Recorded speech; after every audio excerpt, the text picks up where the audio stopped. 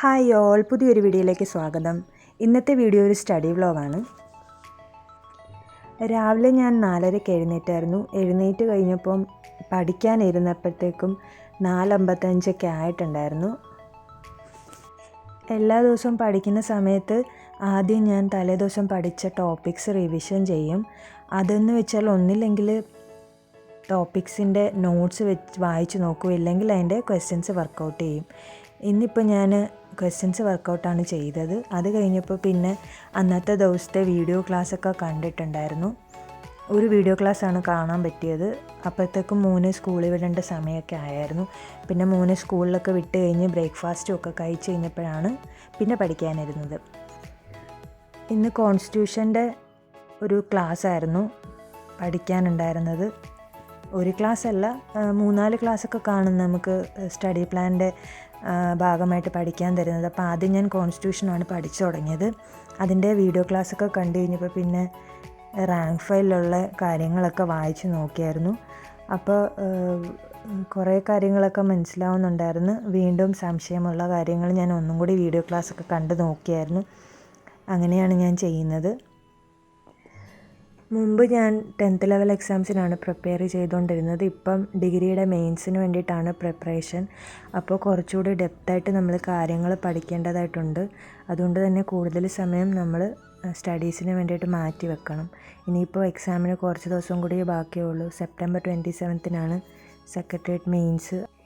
എൻ്റെ പ്രിപ്പറേഷൻസിനെ കുറിച്ചിട്ട് പറയുകയാണെങ്കിൽ 2 എക്സാമിനും കൂടി നോക്കുന്നതുകൊണ്ട് തന്നെ സത്യം പറഞ്ഞാൽ രണ്ടിലും നല്ല രീതിയിൽ കോൺസെൻട്രേറ്റ് ചെയ്യാൻ പറ്റുന്നില്ല. പക്ഷേ എന്ത് പറഞ്ഞാലും നമ്മൾ പഠിച്ചല്ലേ പറ്റത്തുള്ളൂ.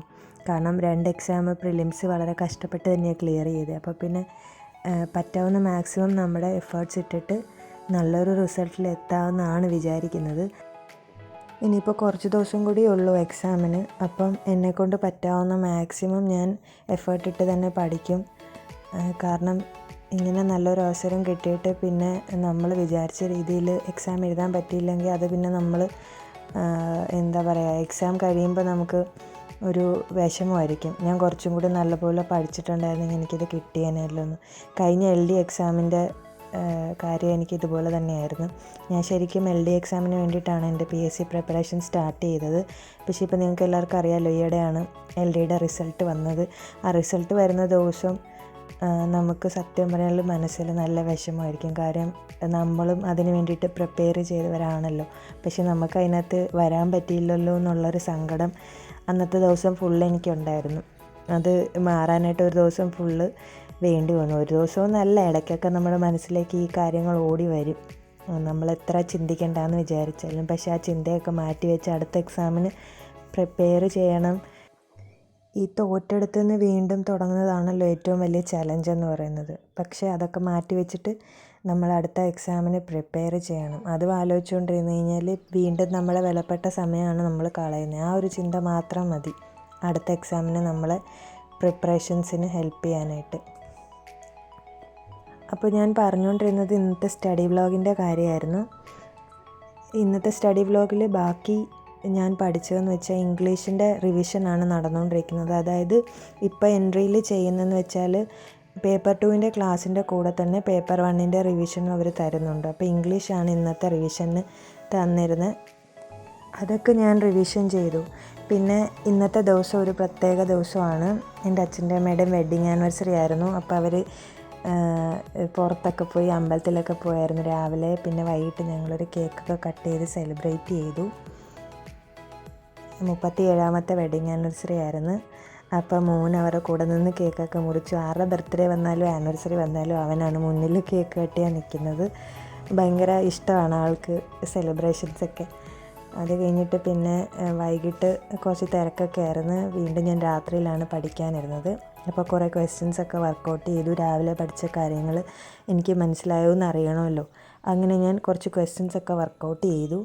വർക്കൗട്ടൊക്കെ ചെയ്ത് കഴിഞ്ഞിട്ട് പിന്നെ കുറച്ച് നേരം തൊഴിൽ വിധിയൊക്കെ എടുത്ത് വായിച്ചായിരുന്നു. അതിനകത്ത് അസിസ്റ്റൻറ്റ് സെയിൽസ്മാൻ്റെ എക്സാമിന് വരുന്ന ടോപ്പിക്സിൻ്റെ കുറച്ച് കാര്യങ്ങളൊക്കെ കൊടുത്തിട്ടുണ്ട്. അതിൻ്റെ എക്സാം എനിക്ക് ഓഗസ്റ്റ് 9 ആണ്. അപ്പോൾ അതിൻ്റെ ഇടയിൽ ഞാൻ അതും കൂടെ നോക്കുന്നുണ്ട്. ഒരു എക്സാമും ഞാൻ വെറുതെ വിടാറില്ല, എല്ലാത്തിനും ഇങ്ങനെ ഓടി നടന്ന് പ്രിപ്പയർ ചെയ്യുകയാണ്. കാരണം നമ്മളൊരു ചാൻസ് വെറുതെ കളയരുതല്ലോ. അതൊക്കെ കഴിഞ്ഞപ്പോൾ പിന്നെ ലാസ്റ്റ് ഉറങ്ങുന്നതിന് മുമ്പ് ഞാൻ അടുത്ത ദിവസത്തെ പ്ലാനിങ് ഒക്കെ ചെയ്തിട്ടാണെന്ന് വെച്ചാൽ എല്ലാം എഴുതി വെക്കും. എങ്ങനെയാണ് അടുത്ത ദിവസം എന്തൊക്കെയാണ് പഠിക്കേണ്ടത് അതൊക്കെ എഴുതി വെച്ച് കഴിഞ്ഞിട്ടാണ് കിടന്നുറങ്ങിയത്. അപ്പോൾ ഇത്രേ ഉള്ളൂ ഇന്നത്തെ വീഡിയോ. എൻ്റെ വീഡിയോസ് ഇഷ്ടപ്പെട്ടാൽ ചാനൽ സബ്സ്ക്രൈബ് ചെയ്യണം, ലൈക്ക് ചെയ്യണം, നിങ്ങളുടെ അഭിപ്രായങ്ങൾ താഴെ കമൻറ്റ് ചെയ്യണം. എങ്ങനെയുണ്ട് നിങ്ങളുടെ പ്രിപ്പറേഷൻസ് എന്നൊക്കെ പറയണം. എൻ്റെ വീഡിയോസൊക്കെ എല്ലാവരും കാണുന്നുണ്ടെന്ന് എനിക്ക് മനസ്സിലാവുന്നുണ്ട്, പക്ഷേ കമൻസ് വളരെ കുറവാണ്. നിങ്ങളുടെ കമൻസാണ് എനിക്ക് വീണ്ടും വീഡിയോ ഇടാനുള്ള മോട്ടിവേഷൻ. അതുകൊണ്ട് തന്നെ എല്ലാവരും കമൻറ്റ് ചെയ്യണേ. പുതിയൊരു വീഡിയോയിൽ നമുക്ക് കാണാം. അതുവരെയും ബൈ. Thank you.